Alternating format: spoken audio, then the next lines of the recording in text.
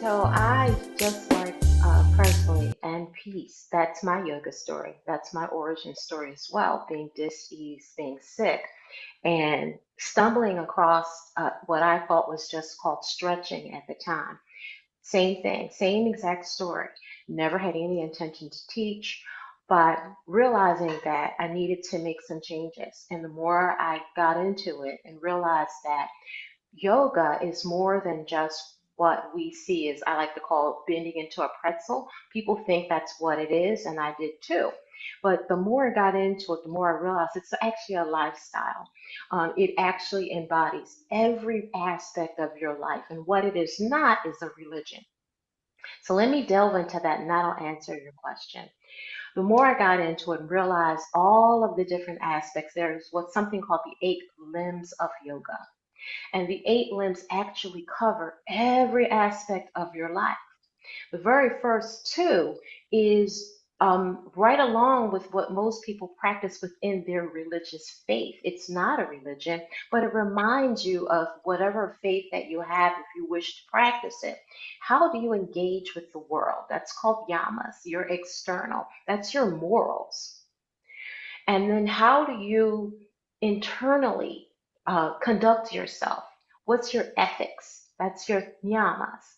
And so those things like being cleansed, being non-greedy, don't steal something, don't be violent. Like all of those things are prevalent in all of your major religions. So we carry ourselves just the simple do unto others as you wish to be done unto you. People don't even realize that that's a base, that's part of yoga. And so understanding that part and the asana, the physical piece of it, the postures is where you are beginning to stretch and introduce flexibility to into your body so that you can practice the other limbs of yoga, which is your breath work and connecting to your life force.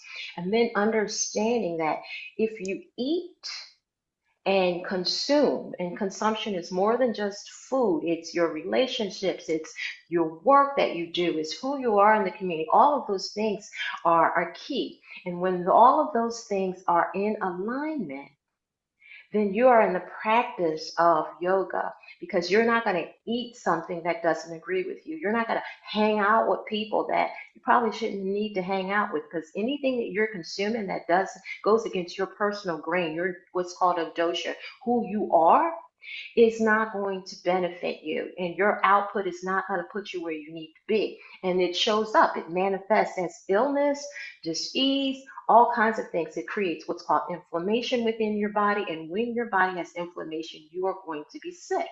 And the minute you understand those things and those things begin to go away through your practice of yoga, then you start to feel better because you're doing everything that's in line with who you are.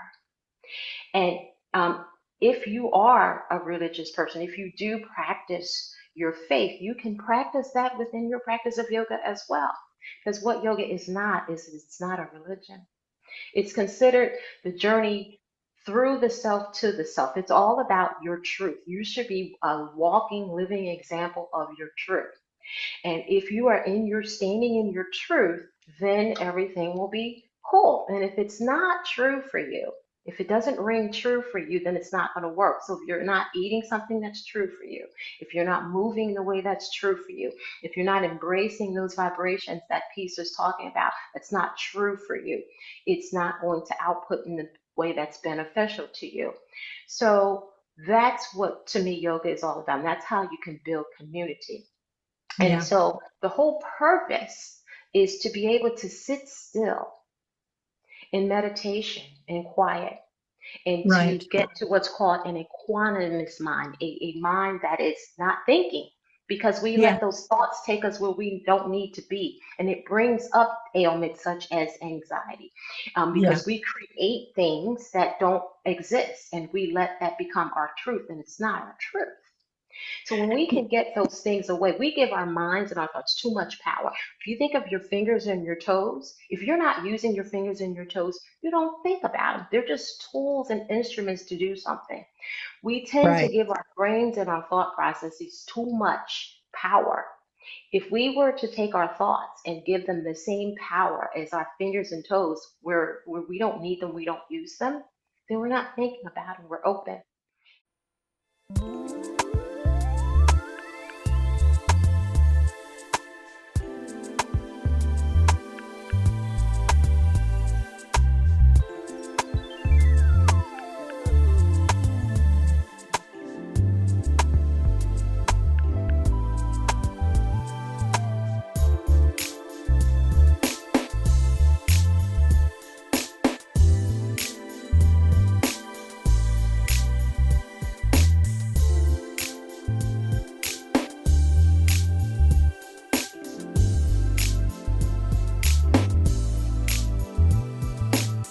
Tracy, tell us a little bit about um, the what you're seeing in terms of more instructors, more people that are training to become yoga and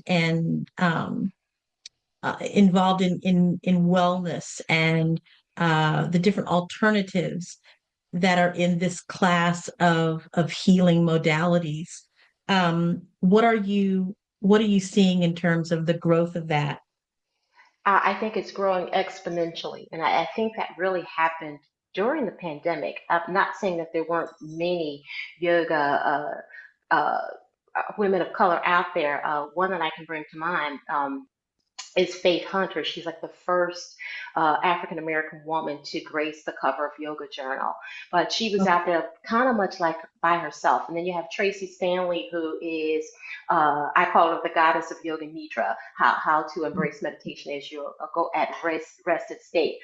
But though they've been out for years, but during the pandemic, when people were craving to find something to do while they were in their environments, in their personal bubbles, that's when you begin to find the craving and the looking for, like to, as Presley said, who looks like me, who's out there like me, who can do these things.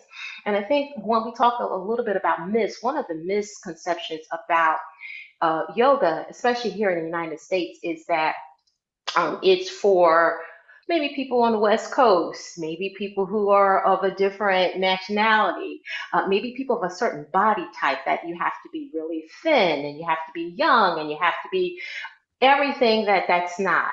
Presley touched on it with chariot. Yoga is for every body type. You can be all sorts of type. There's a young lady now named Jasmine who is of a plus size, and she is killing it out there. She is phenomenal with showing the range of motion and flexibility that you can do with your body. So get out of your mind and get into your practice. And sometimes, if you are not able to be upright, as Presley mentioned, you can be on a chair, you can be reclined. Again, no, that's just the physical asana posture part of it. It's learning the other pieces, because the posture part is really just the beginning. It's the tip of the iceberg. It's to get your body to be able to become flexible so that you can train yourself to sit for prolonged periods of time quietly, to allow that body to heal. And you kind of touched on it just a little bit when you talked about when you first started, how good you felt from the bottom down. That's actually right on point. And I sent your chart wanting to do it. So what we have is energy centers within our body. And they actually start right there in our sit bones, our sacrum, like at the very base of our body. And they move up our body as we ascend up. And those energy centers, those first three, they're called chakras. Some people say chakra. Chakra is actually correctly pronounced as chakra. And the chakras, the first three are our animal selves. It's who we are in the world. It's our jobs. It's the food that we're consuming. It's what we produce and create, and the people that we're involved with, our relationships. It's all of the hustle and bustle of our day. And then when we begin to ascend, when we're sitting quietly, we begin to tap into those other parts of our energy centers. We get to the heart center, and the heart's in two parts. The bottom portion is our romantic love and connection to all the things that we love and stimulate us and all that good stuff. But then, because sometimes we'll say, oh, I love you from the bottom of my heart. Don't even realize we're saying something that's based in yoga. Or I love you wholeheartedly. That's the top and the bottom of your heart. Because the top of the heart is when you're going to begin to tap into those other portions. Who you are as a voice, your voice. That's your active listening. It's what you do as a singer. It's what you do to interview us. It's each of us communicating. It's your intuition. And it's your personal devotion. So all of those things. So the more you ascend up and get away from those animalistic pieces, that's where all the physical asana or posture lies. As you rise and ascend, you'll calm down more and more. You'll become more quiet, more inward. And the more you can go in, the more those external things no longer are as important to you. And your yoga practice, you'll find, will be more profound. And you'll get that same feeling of gratification you felt when from the physical part down the bottom that you have it from the top, from the heart center. So that's a lot of things. And another thing I'd like to say is being of color, there's a lot of times the yoga is associated with East Indian culture. And that's true. A lot's rooted there. There's been a lot of academics that come from that because it was incorporated within the practice in India. However, a lot of those things, if you go even further back, are also rooted in Africa. Absolutely. And Yeah. we've gotten away from that through, not to be political, but through colonization, we've lost our way. We've lost those connections. But we get back to those connections, getting back to the music, getting back to those vibrations, getting back to those frequencies, mantra or repetition of a certain sound through hymns or through repeating a chanting, all of those things are rooted in deep African culture as well. So when you tap into those things, you're going to get that same euphoric feeling that you have because it goes back to what Peace was saying earlier. You're literally tapping into cortisol and oxytocin. You're getting away from one type of energy that's hyping you up and you're tapping into a different type of energy. And those chemicals, those neurotransmitters are translating to the brain. And it's going to, shh, be quiet. Healing is happening. Thank you for watching OnStage on Fave Unite TV. If you're new to Fave Unite TV and you enjoyed what you saw, please leave a comment below, give us a thumbs up, and share it with your friends. If you'd like to see more content from Fave Unite TV, go ahead and subscribe. We're here for Black stories and Black storytellers. We're showcasing the culture on Fave Unite TV.